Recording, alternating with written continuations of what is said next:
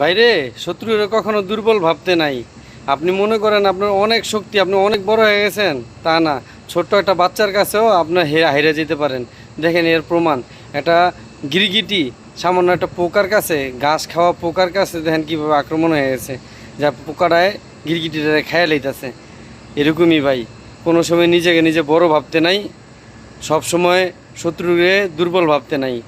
আপনি প্রতিপক্ষ হিসাবে ভাববেন, তাহলে আপনি সামনের দিকে আগাইতে পারবেন। ঠিক আছে? এই একটা সামান্য ছোট্ট একটা ভিডিওর থেকে আপনি অনেক কিছু শিখতে পারবেন। আপনি আজকে অনেক শক্তিশালী, অনেক ক্ষমতার মালিক। কিচ্ছুই না ভাই, সামান্য ছোট্ট একটা পিঁপড়ায় একটা মস্ত বড় হাতিরও মেরে লাইছে, এটা ইতিহাস সাক্ষী ভাই। ঠিক আছে? অতএব ভিডিওটা দেখলে ভালো কিছু শিখতে পারবেন। আর যদি মনে হয় শিখার কিছু আছে, তাহলে অবশ্যই ভিডিওটা বেশি বেশি করে শেয়ার করে দিয়েন।